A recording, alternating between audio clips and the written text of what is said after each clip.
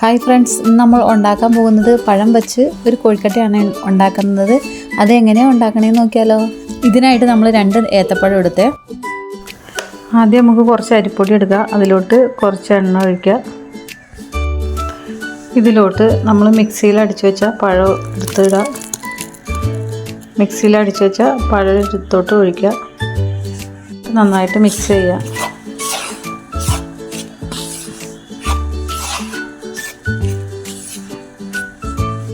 ഇതിലോട്ട് നമ്മൾ ഉപ്പിട്ട് വെള്ളം തിളപ്പിച്ചിട്ടുണ്ടായിരുന്നു, അത് കുറച്ച് ഒഴിച്ചു കൊടുക്കണം. കുറച്ച് ഒഴിച്ചു കൊടുത്താൽ മതി, ഒത്തിരി വെള്ളം ഒഴിച്ചു കൊടുക്കണ്ട. എന്നിട്ട് നന്നായിട്ട് മിക്സ് ചെയ്യുക.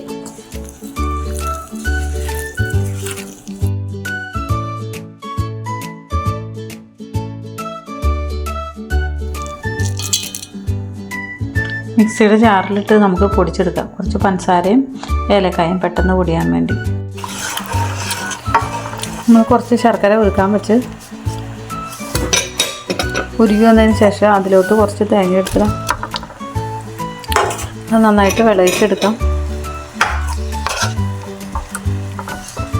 ഇതിലോട്ട് ഏലക്കായും ജീരകവും പഞ്ചസാരയും പൊടിച്ചതിടാം.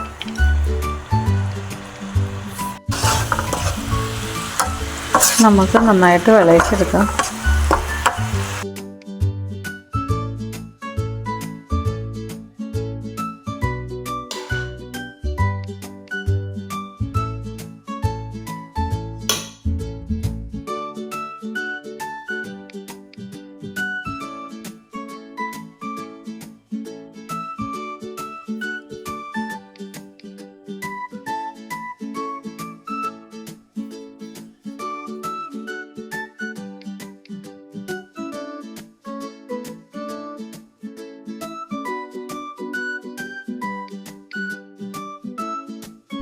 നേന്ത്രപ്പഴം കൊണ്ടുള്ള കോഴിക്കട്ട റെഡി ആയിട്ടുണ്ട്.